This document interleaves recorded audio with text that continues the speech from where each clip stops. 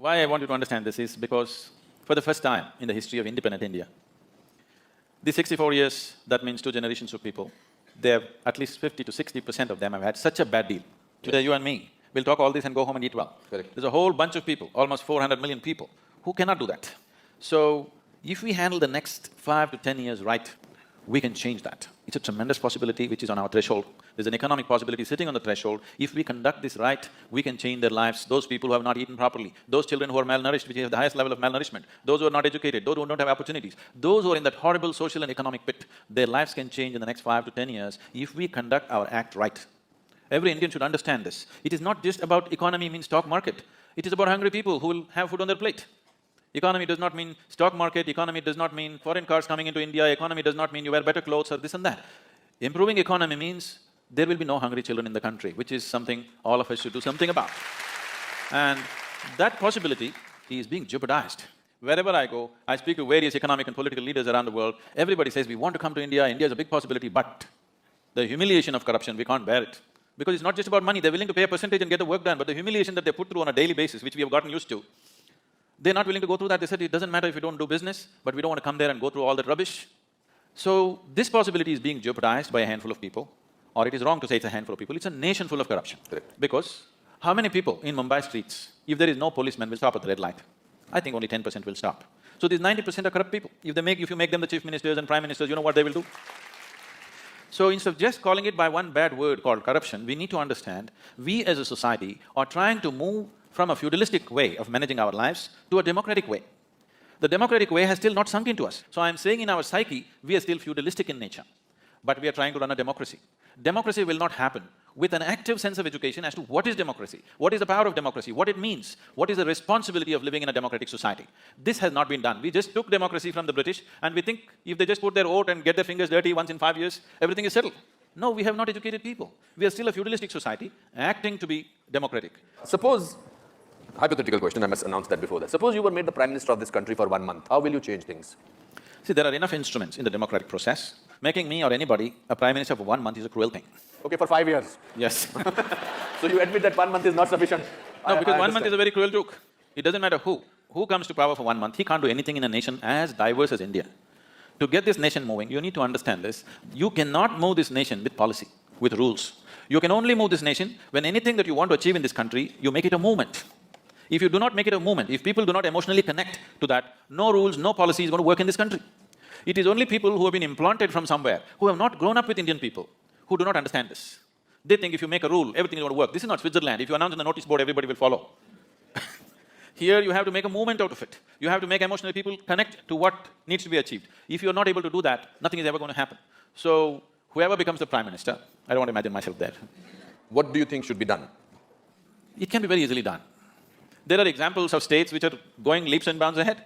If you saw Bihar just 10 years ago, it was just… I've driven through Bihar just wanting to see what Bihar is. It just looked like Afghanistan, large parts of it. Correct. Today things are happening. Absolutely. Wonderful things are happening. Just one man.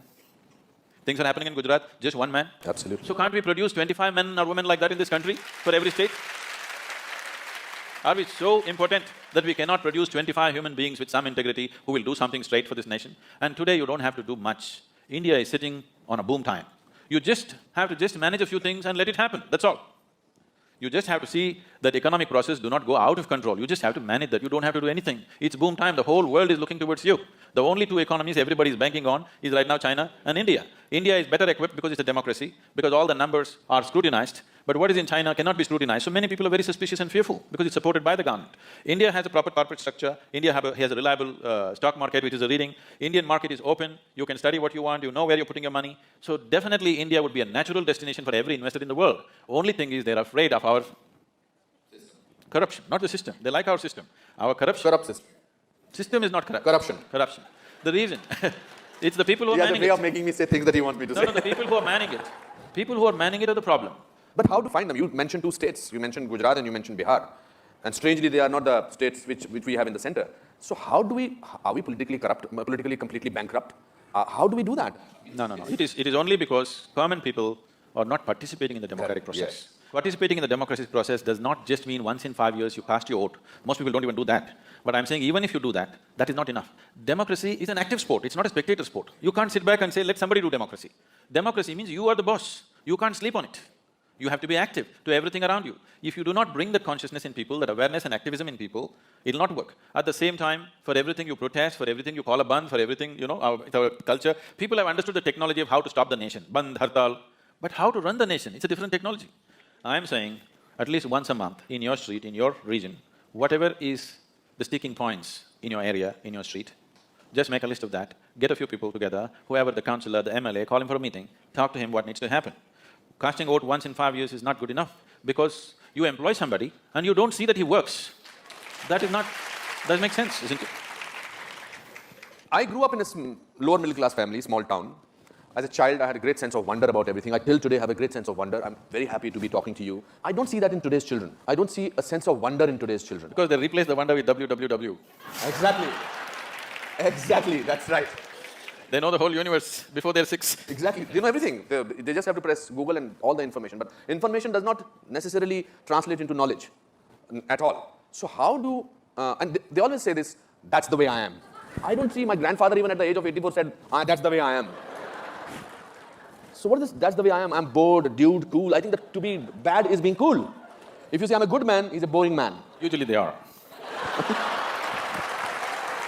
Yeah, they are, for the world, for the marketing part of it. The breaking news after every 15 minutes for millions of channels is never about good things. It's only about disaster, rape, swindling of money. We are marketing fear. We are becoming people who are